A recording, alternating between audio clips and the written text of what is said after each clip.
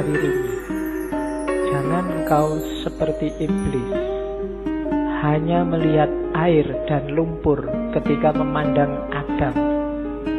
Lihatlah di balik lumpur beratus-ratus ribu taman yang indah. Orang Indonesia hari ini cara berpikirnya landasannya adalah suudzon, nganggap orang lain jelek, khususnya yang berbeda dengan dirinya. Kalau sudah benci, tidak ada baiknya sedikit pun. Itu disindir oleh Rumi. Orang kayak gini, kayak iblis yang melihat Adam hanya dari sisi air dan lumpurnya, tidak melihat bahwa siapapun itu kalau manusia, di balik yang fisik yang kelihatan, mungkin yang kurang ajar, yang jahat, yang ada entitas ketuhanan. Hari ini kita sering jadi iblis. Mungkin kamu dulu Nietzsche, Karl Marx gitu tidak nyambung sama sekali, tapi begitu ngaji, iya, yang masuk akal juga di level tertentu. Nah, itu filsafat. Itu makanya jangan berhenti di rasional dan tidak rasional, masuk akal atau tidak masuk akal. Filsafat tidak nyuruh kamu mencintai yang rasional, tapi cintailah kebijaksanaan. Karena terminal terakhirnya bukan sekedar ketepatan atau kebenaran, tapi kebijaksanaan. Banyak kebenaran yang kadang-kadang jangan diekspresikan, jangan dilampiaskan. Kadang-kadang malah bahaya, malah merusak. Ada temanmu gundut terus kamu panggil halundut, halundut. Itu kan kebenaran yang kamu omongkan, tapi kan rusak pertemananmu dengan dia. Maka kebijaksanaan yang dibutuhkan. Ya Allah, jika aku menyembahmu karena takut neraka, bakarlah aku di dalamnya. Dan jika aku menyembahmu karena mengharap surga, campakkan aku darinya. Tapi jika aku menyembahmu demi engkau semata, janganlah engkau enggan memperlihatkan keindahan wajahmu yang abadi padaku.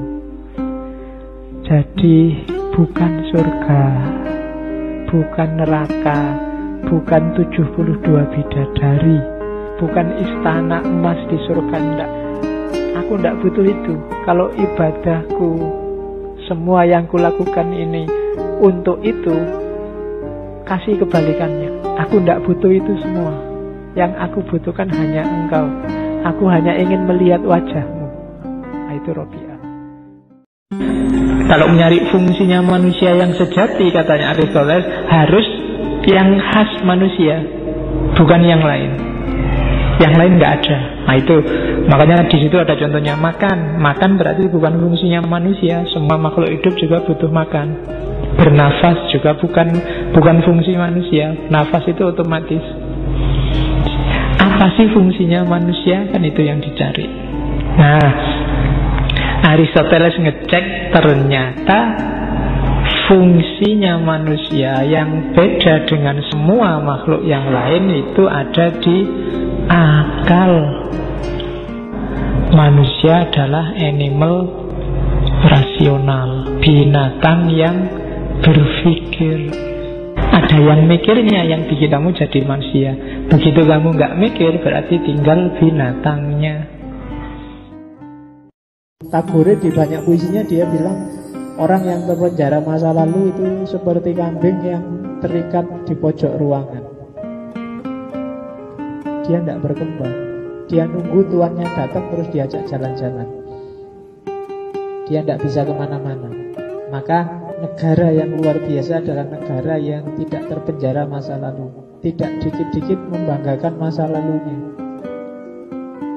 Biasanya orang yang dikit-dikit membanggakan masa lalunya itu orang yang di masa kininya tidak sukses. Itu rumus simpel sebenarnya. Kalau kamu tiap hari, Islam itu dulu jaya loh. Iya, kalau sekarang kamu bilang Islam itu dulu jaya, berarti sekarang tidak. Kita dulu menguasai hampir dulu, berarti sekarang tidak. Ya kan? Jadi orang yang banyak menyebut masa lalunya itu biasanya di masa kininya dia tidak sukses. Cinta yang sejati Keramahan yang sejati itu tanpa syarat.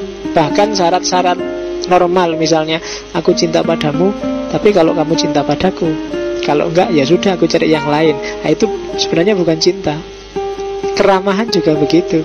Ku hormati engkau asal kau hormati aku, kalau enggak. Nah, itu namanya balas dendam, bukan ramah tamah. Jadi enggak usah pakai syarat. Ya kayak Hasan Basri, meskipun orang Kristennya menyakiti dia tetap ramah, tetap baik, dan hasilnya juga baik. Kalau kita saling baik, hasilnya baik. Itu logikanya Derrida. Cuma baik ini kan konsep umum, maka pemahaman kita terhadap baik itu dekonstruksilah terus. Soleh juga konsep umum, definisi tentang soleh dekonstruksi terus, biar berkembang. Pasti dunia akan jadi lebih baik. Teodisi itu orang yang tidak percaya Tuhan karena dianggapnya dunia ini rusak, banyak kejahatan, banyak kekacauan. Di mana Tuhan? Nah, itu teodisi. Kamu kan sering gugat kayak gitu. Di Nepal ada gempa sedahsyat itu, meskipun kamu menampilkan foto masjidnya selamat, mending orangnya yang selamat, tidak apa-apa masjidnya roboh. Ya kan, kamu kok bangga masjidnya selamat. 5.000 orang selamat, alhamdulillah, daripada masjid itu yang selamat. Pasar Johar kebakar sedahsyat itu, Qurannya selamat, mending Qurannya beberapa agak nggak selamat, tapi kios-kiosnya selamat, ya mending kiosnya. Kamu mikirnya kok kuali. Agama bikin kita jadi pengecut, bikin kita lari dari kenyataan, bikin mentalitas kita kayak budak. Kalau ada apa-apa ke Tuhan, sumpet dikit mari ke Tuhan. Kita tidak tangguh. Tuhan selalu dijadiin kambing hitam. Tuhan dijadiin pelarian kalau ada masalah. Tuhan dijadiin dalih kalau kita salah. Tuhan pokoknya bagian tidak enak semua. Terus dibunuh aja lah Tuhan, biar kamu mandiri. Selama masih ada Tuhan, kamu cengeng, kamu pengecut, nggak berani menghadapi masalah. Bunuh aja Tuhan yang semacam itu. Kalau bahasanya Nietzsche, ganti dengan konsep yang lebih positif, pemahaman yang lebih bagus tentang Tuhan.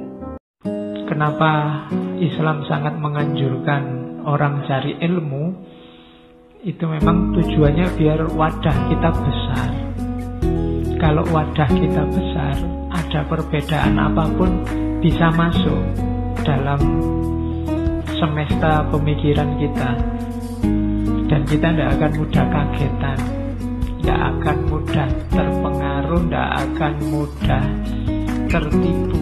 Tapi semua bisa masuk, karena kita tahu di setiap pikiran ada sisi benarnya masing-masing. Di setiap gagasan ada sisi pasnya masing-masing kalau konteksnya tepat. Nah, itu orang yang wadahnya luas ini biasanya lebih mudah menangkap perbedaan. Makanya cirinya orang ilmunya luas itu, ciri paling mudah adalah tidak gampang ngamuk, tidak gampang marah. Tuhan sering hilang dalam hidup kita, Tuhan sering tersisihkan. Nah, itu ateisme praktis. Yang kita dewa-dewakan ambisi kita, hasrat kita, ego kita, keinginan kita, berarti Tuhan hilang.